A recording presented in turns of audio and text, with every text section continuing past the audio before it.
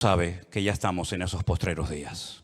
Cualquier musulmán le pregunta si ellos saben que estamos en los últimos tiempos. A cualquier judío, a cualquier cristiano con dos dedos de frente, incluso a aquellas personas que no se definen como nada, pero te dicen, por ejemplo, cuando te los encuentras en la calle, esto va a reventar por algún lado. Esto ya no aguanta más. Algo va a pasar. Bueno, gracias al Señor, nosotros los creyentes podemos estar en paz en medio de la tormenta porque sabemos lo que va a suceder. Y para eso tenemos la palabra de Dios. Oramos en esta tarde, queridos hermanos, pidiendo la bendición de nuestro Dios para este mensaje.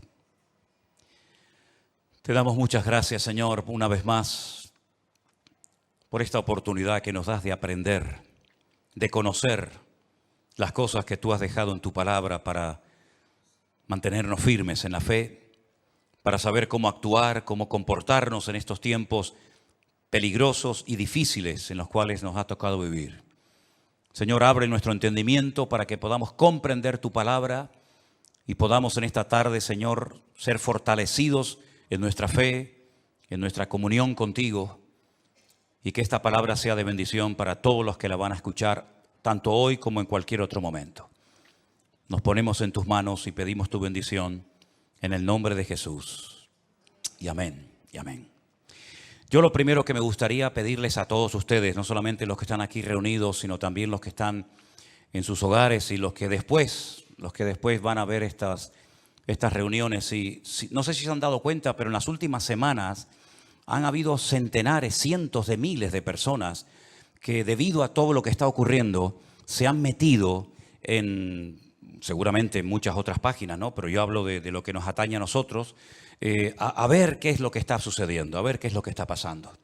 Tenemos ya mensajes en nuestro canal de YouTube que tiene casi 4.000 mensajes. Tenemos mensajes que ya pasan de los 2, 3, 4, 5, 6, 7, 8, 9 millones de visualizaciones. Es algo increíble ver cómo Dios está despertando las conciencias de muchísimas personas en muchas partes del mundo, porque están realmente preocupadas, diciendo, ¿qué es lo que va a pasar? Yo ya digo, lo primero que les quiero pedir a todos ustedes es que mantengamos la calma, por favor. Veo a muchos creyentes nerviosos, angustiados, con miedo, y lo primero que tenemos que tener en cuenta es que el Señor es nuestra paz, que todo está bajo el control de Dios y que aquí no va a caerse ni una hoja de un árbol sin permiso de nuestro Dios. Así que mantengamos la calma, la serenidad, la paz y no dejemos que nada ni nadie nos perturbe. El Señor Jesucristo dice, en el mundo tendréis aflicción. Más claro agua, pero confiad, yo he vencido al mundo. Mi paz os dejo, mi paz os doy, no como el mundo la da. La paz de Cristo es una paz que a menos que tú la tengas no te la puedo explicar con palabras. Y mira que sé explicar muchas cosas y el Señor me ha dado, pues yo creo que algo de sabiduría para explicar muchas cosas de su palabra. Pero explicarte lo que es la paz de Cristo, sinceramente, me faltarían palabras para poder explicarte lo que es vivir en cualquier momento y circunstancia de la vida, bajo la enfermedad de un hijo, bajo la muerte de un ser querido, en momentos de guerra, en momentos de necesidad, de crisis matrimonial, problemas de toda índole, explicarte lo que es tener en esas circunstancias la paz de Cristo, prácticamente es imposible hacerlo con palabras, a menos que usted tenga esa paz morando en su corazón. Así que, hermanos, recordemos lo que dijo el Señor, quiénes somos: la luz del mundo y la sal de la tierra. Si me permiten la expresión, guardemos la compostura en todo momento.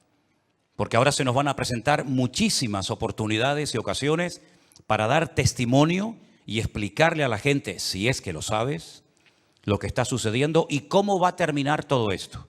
Porque la Biblia no solamente te dice cómo va a empezar todo, cómo se va a desarrollar los acontecimientos, sino que además te dice cómo van a terminar los acontecimientos. Y lo que de entrada te puedo decir es que el mundo nunca más volverá a ser el mismo a partir del 7 de octubre. Nunca más Oriente Medio volverá a ser lo que fue. Europa nunca más volverá a ser lo que ha sido. El mundo espiritual ha cambiado radicalmente. Te lo voy a intentar explicar esta tarde. Porque todo lo que nosotros vemos que está sucediendo en este nivel, en esta dimensión de lo natural, es simplemente, como he dicho muchas veces, y lo repito, un reflejo del mundo espiritual. El mensaje de hoy yo lo he titulado ¿Palestina o Israel? Porque se está oyendo mucho hablar en los últimos días, semanas, acerca de Palestina, de Israel y de Palestina.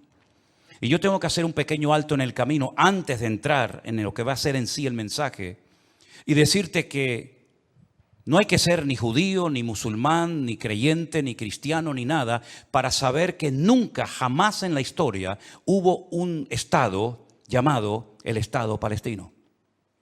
Nunca existió tal cosa, jamás. Te voy a decir de dónde viene y quién le puso ese nombre a ese territorio de Palestina. Antes de que los judíos llegaran a ese país y declararan el Estado judío de Israel, como se llama en 1948, estaban los ingleses en aquel lugar. Después de la Primera Guerra Mundial se repartieron el mundo las naciones vencedoras. Y a Inglaterra le tocó lo que ellos llamaban en aquel tiempo Palestina. Así es que no sacaron de allí al pueblo palestino, porque nunca existió un país llamado o un pueblo llamado palestino, jamás. Entonces sería antes de los ingleses, pues tampoco, porque antes de los ingleses estaban los otomanos. Y sabéis que en ese país han estado todos, los omeyas, los árabes, los bizantinos, los hasmoneos, los griegos, los romanos, prácticamente todo el mundo ha estado por allí. Los cruzados con aquellas cruzadas, y decirles incluso que hasta el rey de España es el único rey del mundo que tiene el título de rey de Jerusalén, por si no lo sabían. Es decir, que por ese pequeño territorio, que es un cruce entre lo que se consideraba la Mesopotamia y Egipto o la salida al mar Mediterráneo, jamás ha habido un Estado palestino, nunca. No sé si en algún momento lo habrá, pero jamás en la historia ha existido tal cosa. ¿De dónde viene entonces el tema o el término Palestina? Realmente el título, el nombre de Palestina fue un castigo del Imperio Romano a los judíos. Me explico. En el año 132 después de la era de Cristo, después del nacimiento de Cristo, hubo un hombre llamado Bar Kokhba. Su nombre significa hijo de la estrella, Bar, hijo, Kokhba, estrella. Bar Kokhba era un judío que fue declarado el Mesías, el verdadero Mesías de Israel. Ustedes saben que el sueño dorado de Israel ha sido la restauración de la monarquía con un rey descendiente de la tribu de Judá. Y este tal Bar Kokhba, el hijo de la estrella, fue apoyado de una forma tremenda por un rabino muy famoso de la época llamado Rabí Akiva. Rabí Akiva, haciendo una pésima interpretación de un texto del Antiguo Testamento donde dice que el hijo de la estrella, hablando del verdadero Mesías, reinaría, apoyó de una forma tremenda a Bar Kokhba y emprendió una rebelión en contra del Imperio Romano. Y durante un par de años logró crear, entre comillas, un pequeño, país independiente que era la región o la provincia del sur de Judea. Los romanos no le iban a permitir ni a Bar Kokhba ni a nadie que pisotearan a Roma, que humillaran a Roma. Y entonces emprendió una matanza, una guerra terrible contra este líder religioso político y lo desmenuzaron. En aquellas guerras se cuenta que murieron más de 580.000 judíos. Una barbaridad. 580.000 judíos perdieron la vida, incluido el Bar Kokhba este. ¿Por qué se produjo esta rebelión? Bueno, hay varios factores, varios motivos. El primero es porque el Imperio Romano había prohibido practicar la Brit Milá, el pacto, la circuncisión. No se podían hacer circuncisiones en Israel y sabéis que eso es algo sagrado, incuestionable. No se negocia el circuncidar sí o no a un varón. Eso es algo que nadie cuestiona. Incluso los judíos ateos lo hacen con sus hijos. Todos lo hacen. Sean creyentes, practicantes o no. Y eso estaba prohibido. Estaba prohibido la celebración del Shabbat, el día de reposo para el pueblo de Israel en aquel tiempo. Estaba prohibido enseñar Torah, enseñar la ley de Moisés. celebrar las fiestas. Y para colmo, como ya Jerusalén había sido destruida, totalmente destruida en el año 70 por el hijo del emperador Vespasiano, Tito, la destruyó y cumplió la profecía que Cristo había dicho en Mateo capítulo 24. ¿Veis todo esto? No quedará piedra sobre piedra que no sea destruida. En el año 70 se cumplió literalmente esa palabra profética que Cristo le había dicho a sus discípulos y que la encontramos en Mateo 24. Y la ciudad de Jerusalén fue destruida completamente, incluido lógicamente el templo. Los tesoros del templo, que eran incalculables, se llevaron a Roma. Y su padre, Vespasiano, construyó un templo, pero a la muerte, el famoso Coliseo romano, que todavía lo pueden visitar los que quieran. Y para hacer una conmemoración de esta victoria, entrando o muy cerca del Coliseo romano está el Arco del Triunfo de Tito, por donde les desfilaron las legiones romanas, humillando a los judíos que se los llevaban por miles y centenares a Roma para ser lanzados al circo romano, crucificados, etcétera, etcétera. No solamente ocurrió eso, sino que para más INRI, para más humillación, lo que hizo el emperador Adriano fue cambiarle el nombre a la ciudad de Jerusalén. Subió a lo alto de donde estaba el templo, que es el monte Moriah, donde actualmente está el Domo de la Roca, y al lado la mezquita famosa de Al-Aqsa. Y allí puso un templo a Júpiter, una de las divinidades más adoradas y queridas de Roma. Y le cambió el nombre de Jerusalén por Aelia Capitolina. Y ese fue el nombre que le pusieron. Esto fue una humillación tan grande que no pudieron soportar semejante humillación parte de la tribu de Judá que estaba todavía en aquel tiempo allí, que decidieron emprender una rebelión en contra de Roma. Y en el 132, este hombre, Bar Kokhba, se atrevió a plantarle cara al Imperio Romano. Y durante un par de años tuvo, éxito, pero finalmente fue despedazada y arrasada completamente ese país. El rabino que la apoyó, el rabí Akiva, lo llevaron a Cesarea la Marítima. Digo la Marítima porque sabéis que en los tiempos de la Biblia había dos ciudades que se llamaban Cesarea, Cesarea de Filipo al norte y Cesarea la Marítima al lado del mar Mediterráneo. Y allí con peines de hierro al rojo vivo le arrancaron toda la piel y lo torturaron hasta la muerte a rabí Akiva. Y ya se acabó cualquier otra posibilidad de rebelarse, de levantarse contra el Imperio Romano. Queda un pequeño reducto de judíos, rebeldes, pero bueno, ese es tema para otro día. Y entonces, para humillar más a ese país, para que nunca nadie pudiera recordar que un día hubo una ciudad llamada Jerusalén, que ahora se iba a llamar, ya hacía años que se llamaba Aelia Capitolina, al país se le puso Filistea, tierra de filisteos. Y de ahí viene el origen de la palabra Palestina. Fue un castigo de Roma a los judíos para que nunca más nadie pudiera echar de menos un país llamado Israel. Y esa es la historia del nombre Palestina. Y por allí, han pasado todas las civilizaciones, culturas, religiones, imperios, cruzados, etcétera, etcétera. Pero nunca, a pesar de que Roma le puso a ese país Palestina o tierra de filisteos, jamás hubo un estado propio, gobernado, libre, independiente, llamado el Estado de Palestina. Jamás lo ha habido, nunca. Y no hay ni que ser cristiano para entender esto. Cualquier persona lo sabe perfectamente. Por lo tanto, cuando hace unos días un señor dijo que Jesús era palestino, yo le pediría a los que son de ese país que se pongan en contacto con su embajador o con su presidente y le corrijan a este señor, porque Palestina no existía en la época del Señor Jesús. Hay que decirle a este señor que Jesús era de la tribu de Judá. Su padre y su madre, que están sus árbol genealógico en la Biblia, Mateo capítulo 1, Lucas capítulo 3, eran descendientes de la tribu de Judá, que a su vez estaba entroncada con la casa real del rey David. ¿Y quién era David? Era de la tribu de Judá. Su papá se llamó Isaí. El padre de Isaí fue Obed. El padre de Obed fue Booz.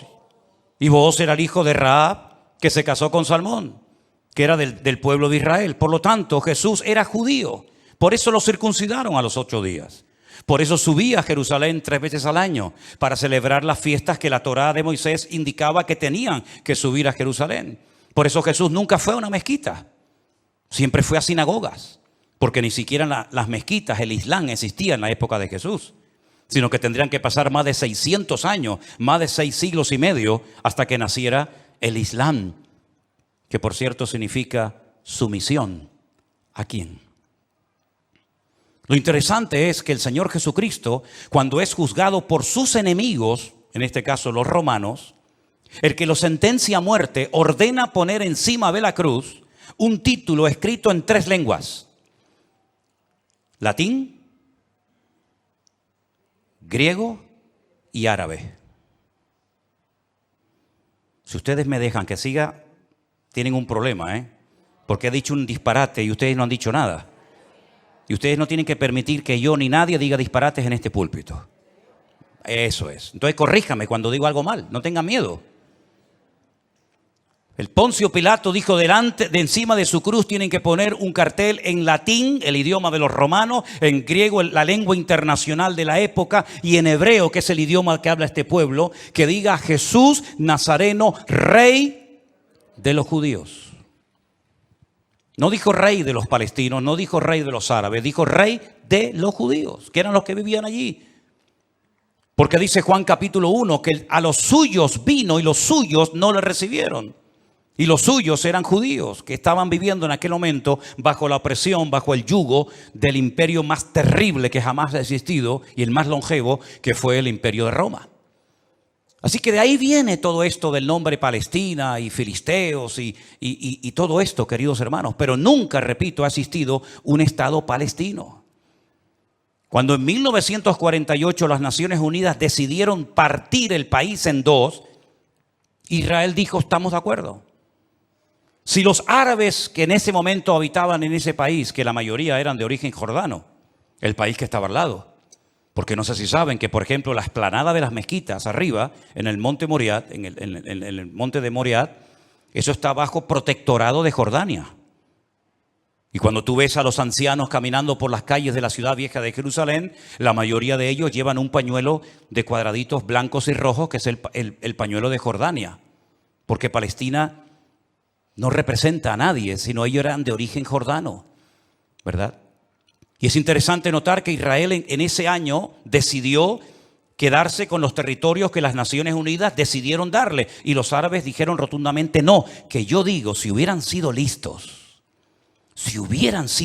en ese momento, hubieran dicho, vale, nos quedamos con la mitad y ya con la mitad, ya que es mía, después podemos hacer otro tipo de presiones, pero por lo menos ya tengo la mitad.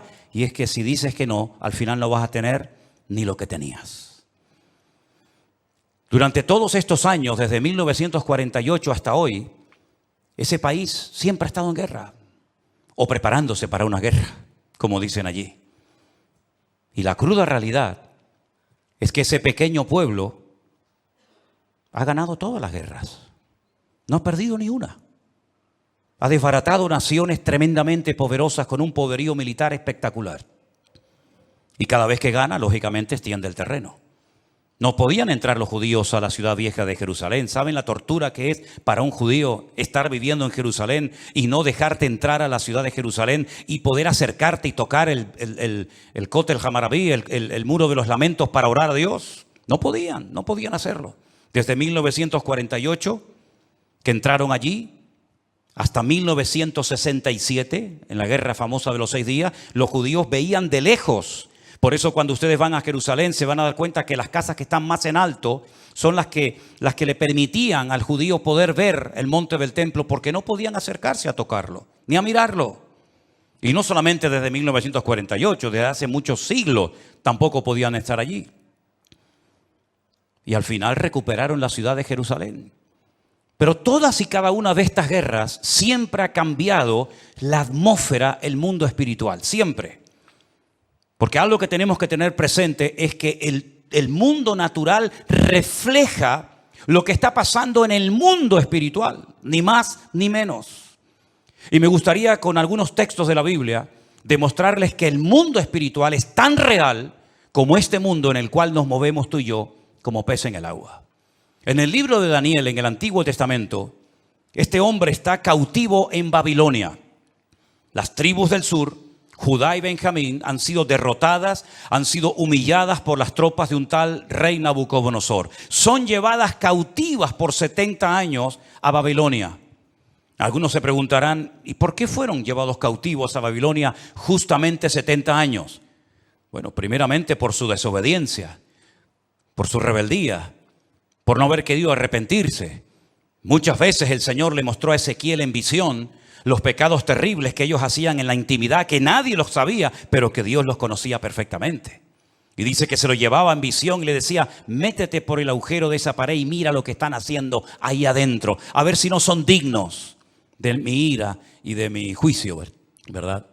Y por 70 años son llevados a Babilonia para que la tierra descanse en una celebración que todavía, en una ley que todavía los religiosos, los agricultores religiosos practican, otros no. Y es la ley de la Shemitah. La Shemitah es una ley que obliga al agricultor, al que se dedica a los labores del campo, a dejar reposar la tierra un año entero.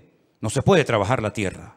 Nosotros estuvimos este año, creo que fue este año, el año pasado, y veíamos muchos campos muy bonitos, muy bien arados, muy bien trabajados, y otros campos totalmente como abandonados, llenos de malas hierbas, y nos decían, estos son los campos de los agricultores religiosos que no van a trabajar durante este año. Por la ley de la Shemitah, que es el descanso de la tierra. Dios preparó un día a la semana para el descanso del hombre, para que usted no sea una máquina de trabajar y trabajar y trabajar, sino que también reconozca que hay un Dios que creó el universo, la tierra, y nos da la familia y los hijos para disfrutar, y no que usted se ponga con 70, 80 o más años de la vida y lo único que ha hecho en toda su vida es pagar deuda, comprar cosas y trabajar ¿verdad? Como un esclavo, y al final se le fue la vida trabajando, cuando el Señor dice, detente, cesa toda actividad y descansa como mínimo tú, tus empleados, tus bestias, tus animales durante un día a la semana. Y así reconocen la obra creadora de Dios y así renuevas tu fuerza para empezar una nueva semana con la bendición de Dios. Pero también la tierra, el Señor la cuida, porque dice la Biblia que la tierra es de Dios, no es del hombre.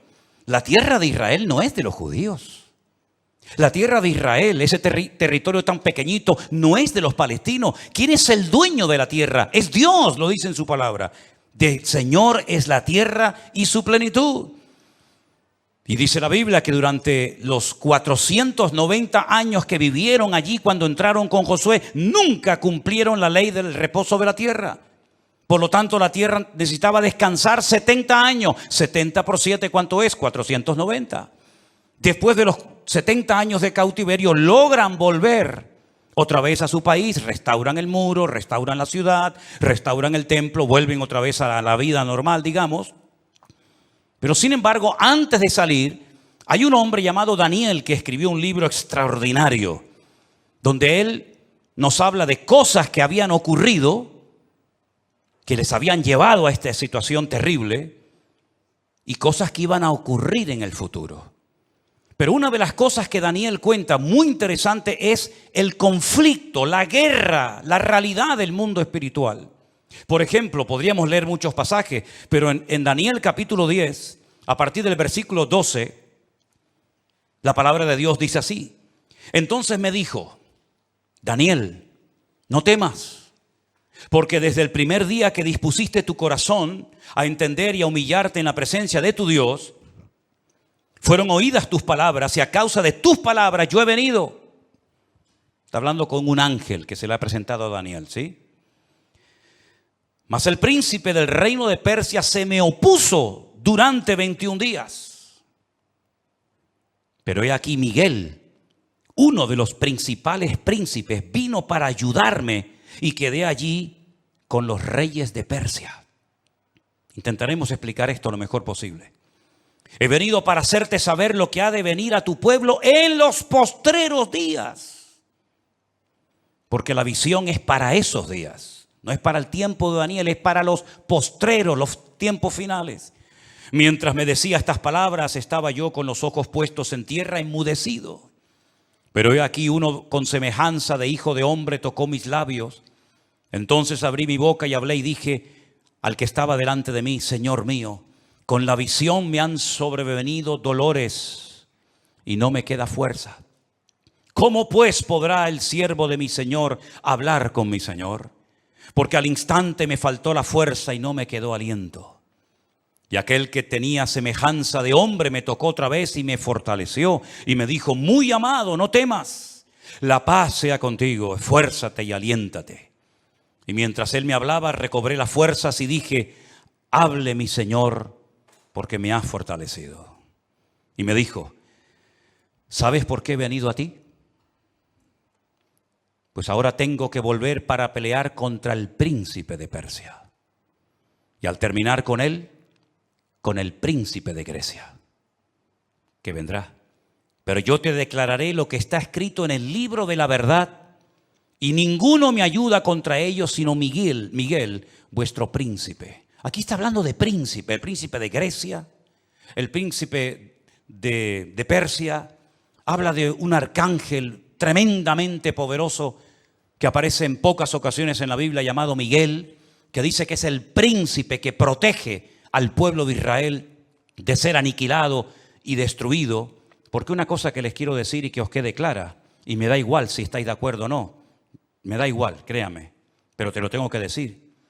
Recientemente se le preguntaron a altas autoridades de Hamás y le dijeron: si pudierais elegir entre tener todo el Estado de Israel, todo el territorio, de norte a sur y de este a oeste para ustedes, o la destrucción, la aniquilación total y absoluta del pueblo de Israel, ¿qué elegiríais? ¿Sabe la respuesta, no? Preferimos que no exista ni un solo judío sobre la faz de la tierra antes de quedarnos con todo su territorio. Porque no es que quieren quedarse con todo el territorio, es que quieren arrojar al mar o al desierto para que muera toda la población de Israel, que en este momento está alrededor de unos 15 millones de personas más o menos repartidas en varias naciones de la tierra. ¿Quién puede negociar con alguien que te quiere matar? ¿Quién puede negociar con alguien que viola a tus hijos y los quema delante de tu presencia? ¿Quién puede negociar con alguien que le abre el vientre a una mujer embarazada y le saca a su hijo que aún está con vida? ¿Quién puede negociar con alguien que te odia y que el sueño de su vida es destruirte a ti y a toda tu descendencia? ¿Quién puede negociar con semejantes salvajes? Fijaros que ya no digo animales, como decía hasta el otro día, porque no quiero ofender a los animales.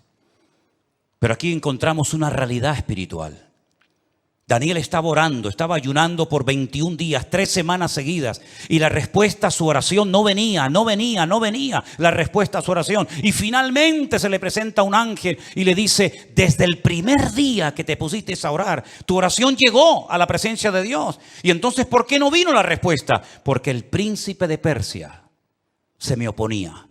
Había interferencias, por decirlo de alguna manera, en el mundo espiritual. ¿Quién es el príncipe de Persia? Un poder espiritual, un príncipe de las tinieblas que no quería que Daniel recibiera la revelación y la información de lo que le iba a pasar a su pueblo a corto y a largo plazo. Y con esto coincide lo que se ha leído esta tarde desde este mismo púlpito, la famosa armadura del cristiano en Efesios capítulo 6. Donde el apóstol Pablo dice: nuestra lucha ahora como creyente no es contra sangre y contra carne, no. Esa ya no es nuestra batalla, esa ya no es nuestra lucha. Nuestra lucha, que existe y es real, es contra principados y contra potestades, contra los gobernadores de las tinieblas, contra huestes espirituales de maldad en las regiones celestes. Y por eso Pablo describe la armadura del soldado romano, pero dándole como una aplicación para que el cristiano pueda vivir en todo momento bien armado, bien preparado, bien listo para poder enfrentar ese conflicto espiritual que todo creyente sabe perfectamente que está librando. Fijaros que las últimas palabras del apóstol Pablo cuando escribe a Timoteo le dice: he peleado la buena batalla. No ha sido fácil llegar hasta la meta, Me han torturado, me han apedreado, me han puesto en la cárcel, etcétera, etcétera. Y he peleado la buena batalla y he acabado la carrera. A Timoteo cuando está pasando un momento de desánimo, de caído en su espíritu por las presiones y las luchas que está llevando a cabo en la iglesia que está pastoreando en Éfeso, le dice: pelea la buena batalla, echa mano de la vida eterna, sufre penalidades como buen soldado de Jesucristo. Yo sé que por ahí se ha predicado un evangelio aguado, un evangelio donde ven a Cristo y todos los problemas se te van a solucionar. No es verdad. Dios te va a dar gracia, paz y fortaleza en medio de los problemas. Pero muchos problemas no van a desaparecer por el hecho de que ahora usted se ha convertido a Cristo. Si le han predicado otra cosa, no es mi problema, pero sí es mi responsabilidad decirle que la vida no es fácil, ni para el ateo ni para el creyente. Y dice la Biblia que cuando sale el sol calienta buenos y calienta malos. Y cuando hay guerras mueren buenos y mueren malos. Y cuando hay un naufragio mueren cristianos y mueren ateos. Y cuando hay un atentado, cuando hay un terremoto o cuando hay un tsunami, mueren cristianos, mueren blancos, mueren ricos, mueren todos, porque es parte de la vida. Pero en medio de las tormentas y sufrimientos de la vida, nosotros sabemos que el Señor está a nuestro lado. Y eso es lo que nos da la fuerza para decir: Dios está conmigo porque yo sé en quién he creído. Miren a Job, y no me quiero ir del tema, pero miren a Job, un hombre que perdió a sus hijos, un hombre que perdió su salud, un hombre que perdió su patrimonio, toda la vida trabajando para tener 4 cosas y en un día las perdió todas. Como le puede pasar a cualquiera, ¿o no? Sin embargo, cuando su mujer le dice: maldice a Dios, ¿qué tipo de Dios tienes tú? Que hoy te da y mañana te quita, ahora te sana y mañana te enferma. Y le dice: como cualquier persona incrédula, insensata, has hablado. Yo sé en quién he creído y aunque Dios me mate, yo lo voy a seguir adorando, porque yo sé que mi Redentor está vivo. Podemos tener paz en medio de la tormenta, podemos dormir en paz, como dice la Biblia: en paz me acostaré y asimismo dormiré, porque solo tú, Señor, me haces vivir confiado. Y aunque un ejército acampe contra mí, no temerá mi corazón, porque el Señor es mi luz y mi salvación. Son promesas que las hemos interiorizado en nuestra vida y no es como un mantra que lo tengo que repetir para autoconvencerme de que Dios está conmigo. Es que no me tengo que autoconvencer de nada. Él mismo me da testimonio a mi espíritu de que no estoy solo en medio de las luchas de la vida. Y el pueblo de Israel no es que sea el mejor pueblo del mundo, Yo no estoy aquí para hacer, digamos, una disertación a favor de unos que son muy buenos y otros que son muy malos. Yo no estoy aquí representando a nadie. Yo solamente represento a mi Dios. Y mi Dios no se casa con nadie. Y mi Dios ama a todo el mundo por igual. Y mi Dios no hace acepción de personas.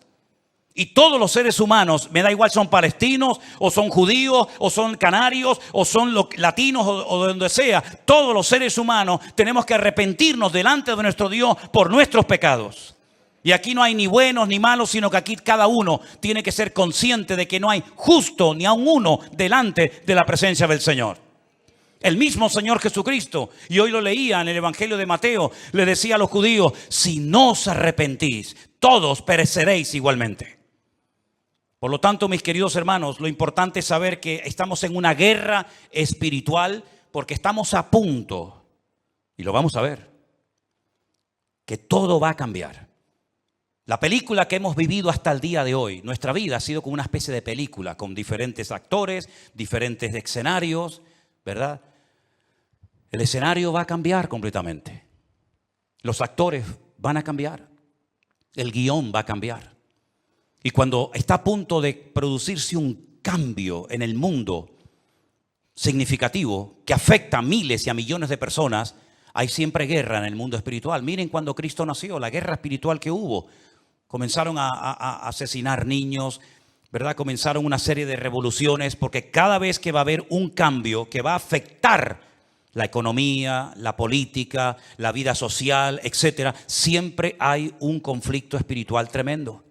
Daniel estaba orando porque quedaba pocos años, poco tiempo, probablemente estaba por el año 68, máximo al 69 de la liberación, ¿verdad?, del pueblo, y Daniel estaba no preocupado, pero sí indagando, leyendo las escrituras, orando y ayunando, porque sabía que se avecinaba, se oteaba en el horizonte un cambio tremendamente significativo. Miles de personas por fin iban a poder volver otra vez a su país. Iba a haber una masa de gente que iba a ir de un lugar a otro. Y esos cambios, hermano, no se producen por casualidad. Esto que estamos viendo, que ayer llegaron 1000 al Hierro, el otro día 600 a Lanzarote, el otro día no sé cuántos al Hierro, todo eso no es producto de la casualidad. Satanás está cambiando la escena mundial.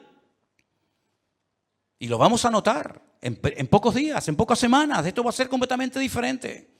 Y los que tengamos la oportunidad y el privilegio de volver a Israel, porque vamos a volver a Israel, no nos vamos a encontrar al Israel que hemos conocido por más de 20 años. Nos vamos a encontrar a la gente de una forma diferente, una actitud diferente, una atmósfera completamente diferente, porque estamos en una guerra espiritual tremenda.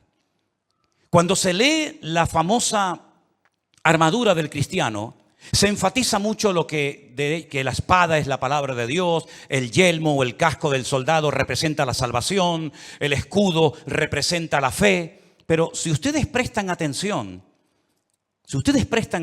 a esa armadura de la cual Pablo nos está hablando aquí en Efesios capítulo 6, lo primero que él hace cuando escribe la carta es orar para que los ojos de vuestro entendimiento sean alumbrados y tengáis espíritu de sabiduría y de revelación en el conocimiento de Él. Pablo dice que a los incrédulos Satanás les cegó el entendimiento. Y uno dice, ¿cómo? ¿Cómo es posible que gente tan inteligente, capaz de hacer cosas tremendas, cuando le hablas de la Biblia no se enteran de nada? Son como ciegos, como analfabetos espiritualmente hablando. Capaz que el tipo es un matemático, un científico espectacular, pero cuando le hablas de las cosas del reino, de las cosas espirituales, dice que para él son locura, no las entiende. Yo incluso he hablado con muchísimos rabinos judíos que se saben libros de memoria de la Biblia y les he hablado, por ejemplo, de Daniel y me dicen literalmente, no entiendo lo que estoy leyendo, no lo entiendo. Uno se queda sorprendido porque se cumple lo que dijo Isaías. Dale esto al que sabe leer y te dirá, no lo entiendo. Y Pablo dice que esta armadura representa la verdad, la justicia, la paz, la fe, la salvación y la palabra de Dios. Fíjate qué palabras tan interesantes. Dice que ceñid vuestros lomos con la verdad, con la coraza de justicia, calzados los pies con el apresto del evangelio de la paz, coger el escudo de la fe, tomad el yelmo de la salvación y la espada del Espíritu, que es la palabra de Dios. Estas 6 cosas, estos 6 elementos están en el punto de mira de Satanás para arrancarlos de nuestra sociedad de un plumazo. Quiere cambiar la verdad en mentira y convertir la mentira en verdad. Si no, sal por la calle hoy en día y pregunta cosas que tienen que ver ya no con la fe, sino con el sentido común. Y te vas a dar cuenta que hay gente que cree en mentiras creyendo 100% que son grandes verdades. Y las grandes verdades las cuestionan y las echan a un lado porque dicen, eso no es verdad, eso es mentira. Esa es una de las estrategias del diablo, bombardear, dinamitar las escuelas, las universidades, incluso también, como no, las iglesias, la familia, los gobiernos, la política, el arte, la pintura, la literatura, todo, para que al final la sociedad siga creyendo más en las mentiras que en las verdades. ¿Quién enseñó que para ir al cielo hay que explotarse? Es una gran mentira. Pero 1.000 millones creen que es una gran verdad. Aquí vino hace poco una persona que me decía, ¿cómo es posible que ustedes crean que la tierra es redonda si la tierra es plana? Yo decía, pero ¿me está hablando en serio este hombre? Quiere quitar la verdad y convertirla en mentira. La justicia la quiere convertir en injusticia. De hecho, muchas veces hay más sentido común, más sentido de la justicia en la calle, en la sociedad, hablando en una cafetería o en un bar, que cuando ves un acto supuestamente de justicia, que es una tremenda injusticia. Cuando a una persona se le meten en su hogar y no los puedes echar, porque no tienen dónde vivir. Y no les puedes cortar la luz y el agua porque es un delito si le corto a un ocupa en mi casa la luz y el agua, que han convertido la justicia en injusticia. Ya no tiene derechos el propietario, ahora tiene derechos el que usurpa la propiedad ajena. ¿Eso es una justicia? ¿Eso es justicia? Quiere cambiar la paz en guerra, cosa que sabe hacer perfectamente. La fe en incredulidad, la salvación en muerte y en desesperación eterna, y la palabra de Dios por cualquier cuento que cuenten por ahí, dándole más credibilidad a las mentiras que al libro eterno llamado Biblia o palabra de Dios. ¿Qué te parece? Estamos viviendo en tiempos peligrosos porque dice Daniel capítulo 7, verso 2, que los vientos han comenzado a soplar en el gran mar. Miren ese versículo. Daniel dijo, miraba yo en mi visión de noche y he aquí que los 4 vientos del cielo combatían en el gran mar. En la Biblia, el gran mar es el mar Mediterráneo. Es el mar que toca muchos países europeos y también del norte de África. ¿Y de dónde se levantará un personaje siniestro que tendrá un poder tremendo?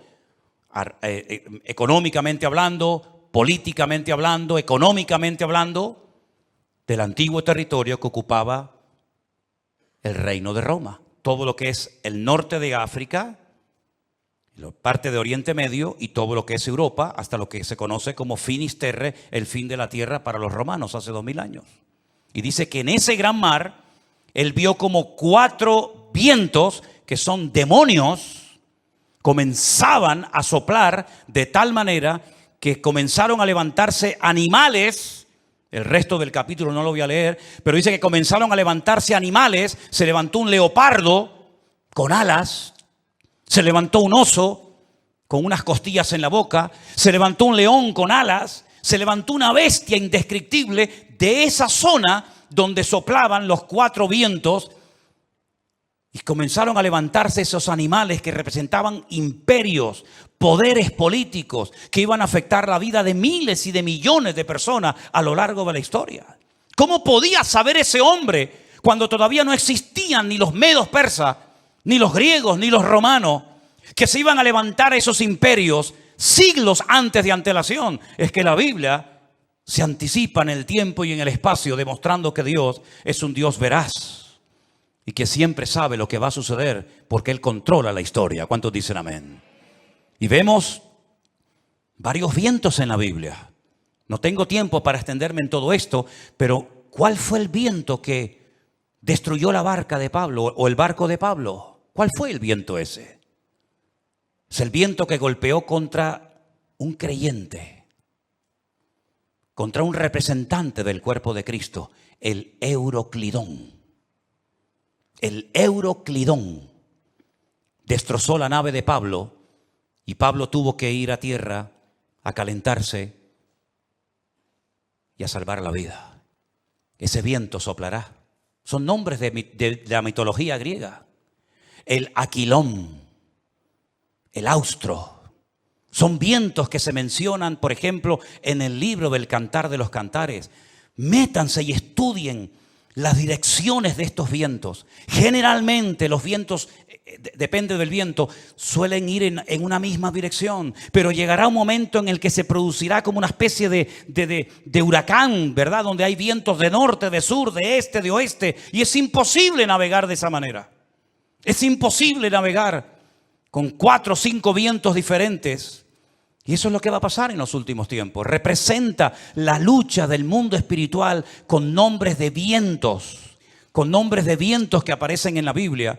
Y esos vientos se van a llevar a cabo en una zona geográfica en la que tú y yo también vivimos.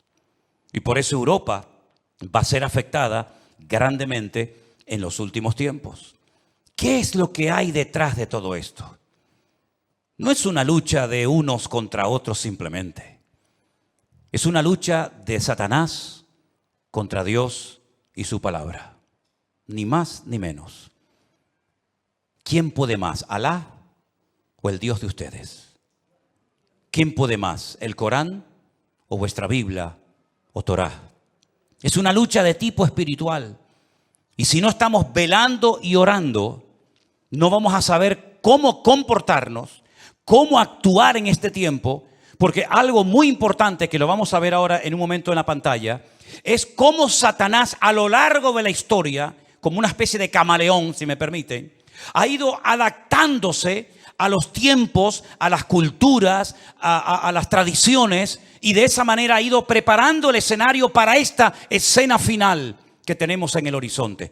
Todavía la guerra fuerte que nos habla Ezequiel 38 y 39 aún no ha empezado. No es esta que estamos viendo ahora. Todavía viene otra peor, para que lo sepan. Cuando Gog, príncipe de Mesec y Tubal, vienen del norte con 200 millones de soldados para destruir al pueblo de Israel.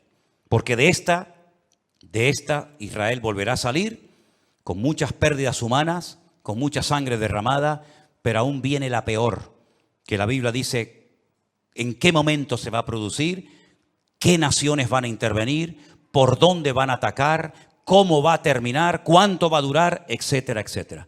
Pero tengo una lista que se la voy a poner ahí en la pantalla.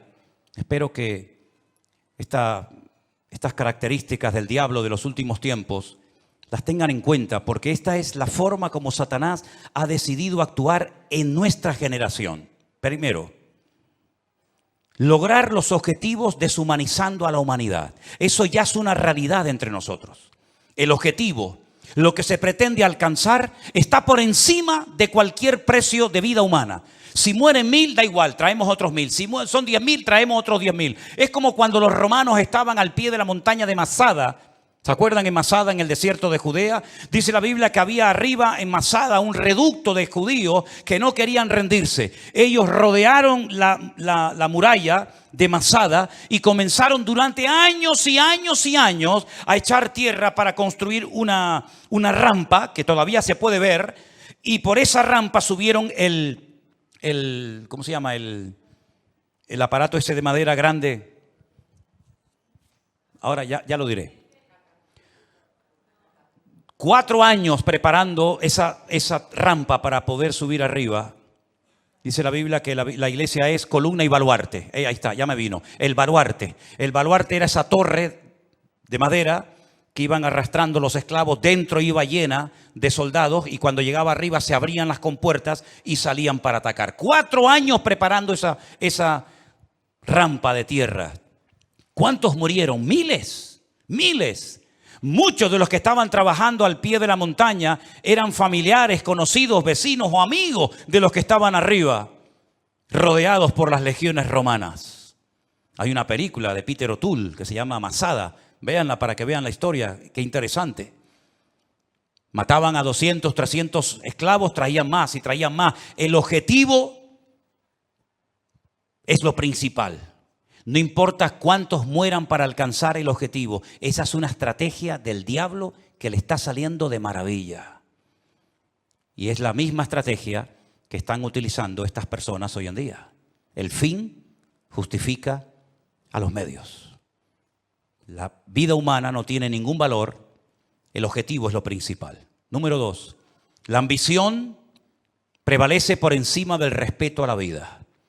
Voy a conseguir mi objetivo y alcanzar mis metas a toda costa. Me da igual si tengo que torturar, matar, me da exactamente igual. La ambición, la arrogancia de mi corazón es tan poderosa, es tan fuerte, que si tengo que hacer lo que haga falta, lo hago. Número 3. Alcanzar lo divino olvidando lo humano.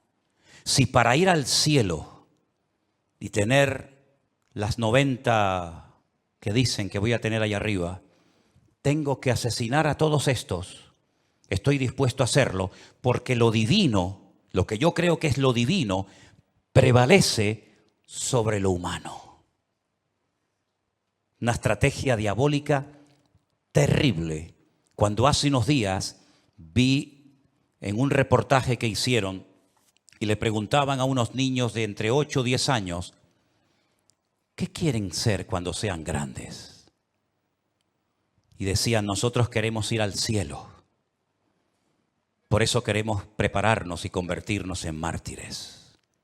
Una criatura que lo que tiene que hacer es jugar y disfrutar de la vida. Lo divino ha desplazado toda racionalidad o todo raciocinio. Es el mundo al revés. La tecnología de la desinformación. España es número 1 en esto, España es capaz de ponerte una imagen que no tiene nada que ver con lo que está hablando. De hecho, ha habido a veces en varias cadenas de televisión en España que están hablando de un conflicto X, de una situación cualquiera que sea, y ponen unas imágenes de hace años que no tiene absolutamente nada que ver con lo que ellos están contando en ese momento. Como tienen el poder de quitar, de poner, de añadir, de etcétera, y cuando venga la inteligencia esta que llaman, ¿cómo es? Cuando venga la inteligencia virtual o artificial, perdón, ni te imaginas las barbaridades que vamos a ver, donde personas están comenzando a decir cosas que ellos jamás han dicho, pero que por una manipulación de la tecnología te hacen creer lo que no han dicho o lo que han dicho. En fin, una locura. Los medios de comunicación son una fábrica que crea deliberadamente ignorancia. Cuanto más ignorante sea la gente, mejor. La ignorancia para ellos es poder. Cuanto más ignorante sea una persona sobre la realidad, sobre la Biblia o sobre lo que sea, mejor. Creación deliberada de ignorancia. Sembrar confusión, toda la que se pueda y más, engañando deliberadamente a la gente. Poner en duda la credibilidad de la fuente. Por ejemplo, mi fuente de información es la Biblia. Ah, no, pero eso no sirve, eso está caducado. ¿Cómo? No, la Biblia está llena de contradicciones. Y se quedan tan panchos. Y se quedan tan tranquilos. ¿Cómo que está llena de contradicciones? ¿Dónde están las contradicciones? No, eso está lleno de esta no es la Biblia verdadera. ¿Cómo que no es la Biblia? No, la Biblia verdadera la tienen los curas en el Vaticano, me dijo una vez uno. Es decir, tiran por tierra la fuente, la fuente mía no vale, la que vale es la tuya, la de internet, que te metiste anoche, leíste no sé qué. Esa es la verdadera, que ahora nos están fumigando. Esas nubes que aparecen en el cielo son aviones que nos están fumigando para que no llueva. Dios, pues menos mal que nos fumigaron para que no lloviera, Porque ayer hablaba con un pastor de Madrid que me dice, no puedo salir del coche porque tengo el agua hasta el cuello. Increíble, ¿no? O cuando vino el COVID, ¿se acuerdan? Esto es una estrategia de los Illuminati, de los masones, para una drástica reducción de la población humana. Pues qué malos fueron, porque me parece que murieron como 2 o 3 millones en el mundo y somos 7.000 millones. Lo hicieron muy mal, Y que todos los que nos vacunamos en 2 años morimos. Pues se equivocaron, porque ya llevo 3 vivo y coleando.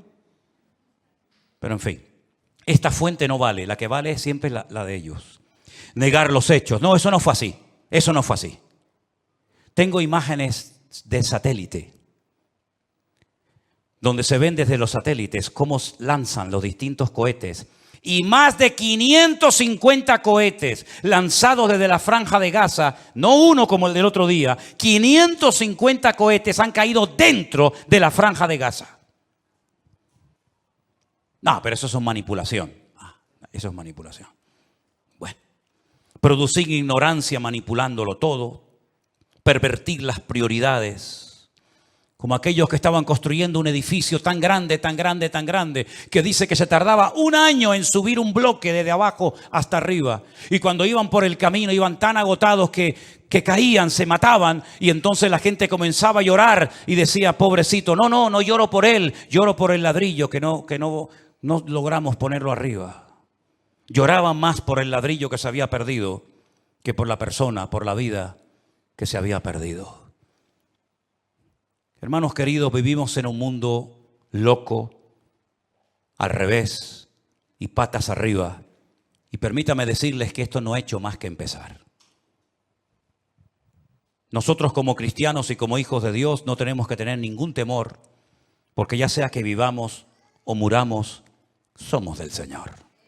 Y las puertas del Hades no prevalecerán contra la iglesia, dice la Biblia. E Israel no porque sea el mejor país del mundo, sino porque Dios tiene un pacto y unas promesas con ese pueblo, y Dios lo hace por honor a su nombre, va a proteger a esa nación. Dios ama a todo el mundo por igual, y todo el mundo necesita arrepentirse y humillarse delante de la presencia del Señor. Porque aquí el gran problema es que Al Señor Jesucristo lo rechazan por todas partes. Pero ojo, también los católicos rechazan a Jesús, ¿eh? Cuando usted le da más culto a su madre que a Jesús, usted está rechazando a Cristo. Cuando usted le da más prioridad a la madre que al hijo, usted está blasfemando el nombre de Dios. Ay, no diga eso. Pues, ¿qué quiere que le diga? Cuando usted le da más honra, más culto, más reverencia a la criatura que al Creador, usted está haciendo exactamente igual que aquellos que no quieren saber nada del Señor Jesucristo. Porque el Señor Jesucristo dijo, separados de mí, nada podéis hacer. ¿Tú crees que lo que tú has conseguido en la vida a Dios le impresiona? Dime la verdad. ¿Tú crees sinceramente que lo que tú has conseguido con sudor y lágrimas durante toda tu vida, Dios lo necesita? ¿Te lo vas a llevar en la caja cuando llegues a la otra vida? A Dios le impresiona. Ay, todo lo que tiene, Dios tiene 1000 veces más cosas que tú. Por lo tanto, Dios no necesita nada de nosotros. Somos nosotros los que le necesitamos a Él. Porque ya el Señor Jesucristo lo dijo, separados de mí, nada podéis hacer. Y esta realidad espiritual en la que estamos viviendo tú y yo hoy en día, la única forma de mantenernos firmes en el día malo, y ya empezó el día malo para nosotros. Mira, Moisés tuvo su día malo, ¿eh? Salió a dar una vuelta y se cargó a un hombre. Ese fue el día malo de Moisés. Pedro tuvo su día malo cuando aquella chica lo apuntó con el dedo y le dijo, tú eres uno de ellos. Y él le negó. Ese fue el día malo para Moisés, para Pedro. Elías tuvo su día malo cuando una depresión lo prendió y le dijo, Señor, quítame la vida, ya no aguanto más, estoy solo, ya no quiero seguir adelante. Ese fue el día malo. Adán y Eva tuvieron su día malo en el huerto del Edén. Pero tarde o temprano todos tendremos nuestro día malo. Y dice la Biblia, para que habiendo acabado todo, estar firmes. Y la única manera de poder estar firme y no caer en depresión, en desánimo y en tantas cosas que se hacen, es poniendo la mirada y la confianza solamente en nuestro Dios. Yo por eso he aguantado más de 40 años como cristiano. Porque los cristianos me han dado muy buen ejemplo y me han ayudado mucho. Pero los peores ejemplos que me han dado la gente en esta vida justamente también han sido los que se llaman cristianos. Y en las iglesias he sido muy bendecido y muy bien tratado, pero también he sido muy cuestionado y criticado. Pero ¿saben qué? Yo no me convertí a ustedes.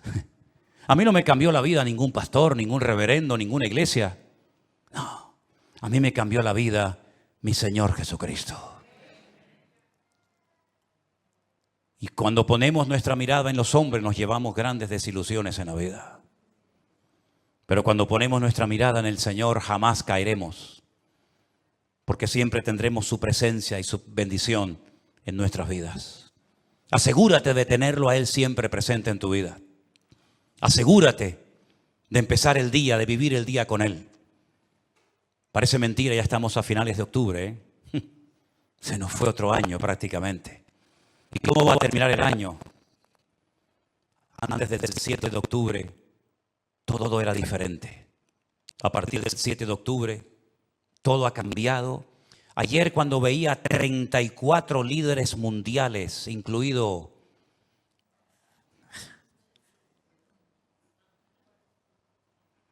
¿Saben qué les digo, no? Cuando yo veía 34 líderes mundiales... Y allí estaba don Peter Sánchez. Yo decía, en estos 34 que están aquí, mira que los miré de arriba, abajo, de izquierda a derecha, ¿estará ya el anticristo? ¿Estará ya el anticristo? Porque el mundo está clamando por alguien que venga y solucione todo. Da igual si es musulmán, judío, creyente, ateo, de derechas o de izquierda, el mundo está clamando a grito. Y de hecho, este señor que vive en Roma dijo hace algún tiempo: lo que el mundo necesita es un líder, uno solo, con todo el poder para que gobierne. Y tuvo razón, el mundo verá a ese líder y el primero que lo van a apoyar van a ser ellos. Y yo me preguntaba, ya digo, ayer en esa reunión de 34 líderes mundiales, ¿estará aquí en medio de ellos este personaje siniestro? Porque esto se tiene que arreglar de alguna manera. Cada vez que empieza una guerra, sobre todo de Israel, siempre a los pocos días se reúnen o en el Cairo o en cualquier país para decir, sí, Ahora no empiecen así. Me parece, creo que es aquel, me parece, no. Siempre, ahora, todo el mundo se lleva las manos a la cabeza. Hay que parar esto como sea. Hay que pararlo antes de que entren los del norte. El único que puede traer paz a la tierra es el príncipe de la paz, que por cierto no fue invitado a esa reunión. Los ciegos guiándolos a ciegos. Cuando todos los que están ahí deberían de haber dicho, hagamos una oración y démosle gloria a Dios, para que Dios nos ayude a solucionar los gravísimos problemas que tenemos y que no sabemos cómo solucionar. ¿Vieron el último discurso del presidente de Salvador, Bukele? ¿Lo vieron? ¿Lo oyeron? Qué interesante. Qué interesante. Empezó su discurso diciendo, quiero dar toda la gloria a Dios. Uno de los países más violentos del mundo, donde todos los días había cantidad de asesinatos, de crímenes, de secuestros tremendos. Se ha convertido en uno de los países más seguros del mundo. Ya no hay delincuencia, ya no hay robo, ya hay una tranquilidad en las calles tremenda. Y una de las cosas que dijo ese presidente en ese discurso fue, le pedimos sabiduría y revelación a Dios.